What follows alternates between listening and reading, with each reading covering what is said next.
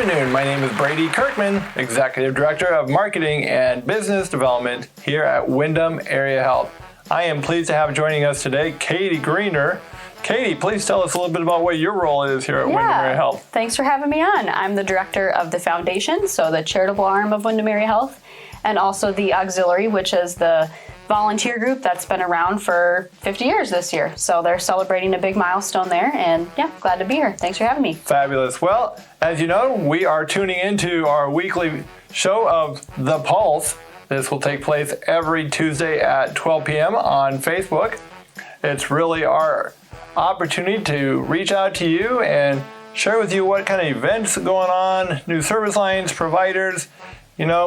It is very much evident that we have a lot of moving pieces right now at Windom Area Health. Yeah, and I think it's good to go back and just celebrate things that we have just accomplished too. So a couple events, you said events that we just completed back in October. We had our Breast Cancer Awareness Month with our imaging department and the foundation, and we had a fun little contest called Bras for a Cause. And those were displayed in our lobby, and we had some winners who were very creative with some really impressive submissions. But that was to, just really encourage people to take action for their health.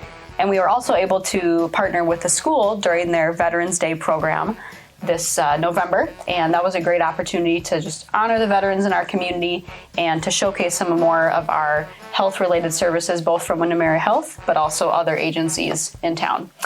Well, and I don't think we can ever say thank you enough to our veterans for the service they give. And so a great opportunity for that. And if I remember right, you had around 29 bras decorated for the Bras for a Cause? Yeah, 27 okay. This year. Yes, so really great participation. So, Brady, would you touch on a little bit what's happening with this new satellite clinic in Lakefield? You know a little more about that. Would you talk about that? Yes, last week was our first opportunity to have opening our first clinic. It's a specialty clinic, really intended to complement other primary family health care services in the area.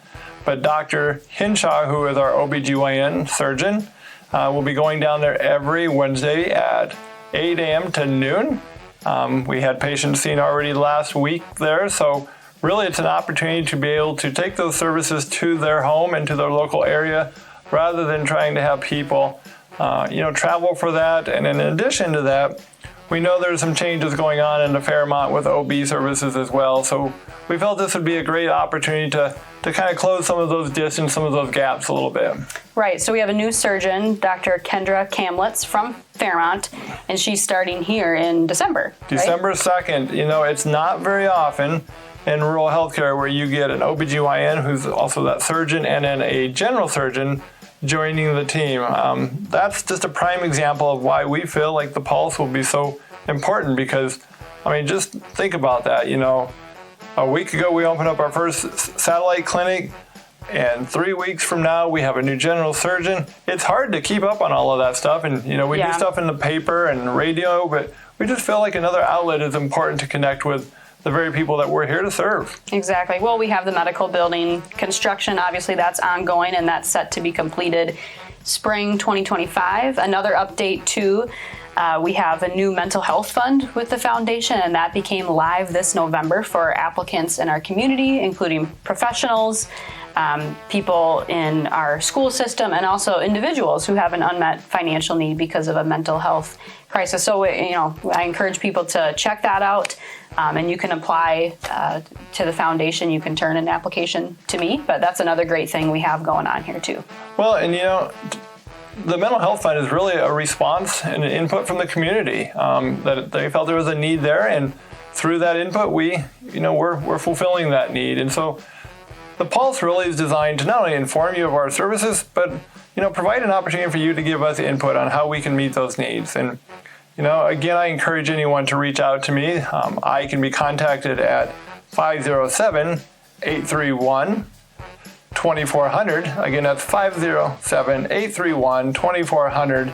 And, we're happy to get that input and feedback. And we just encourage everyone to tune in every Tuesday at 12 p.m. on Facebook to The Pulse.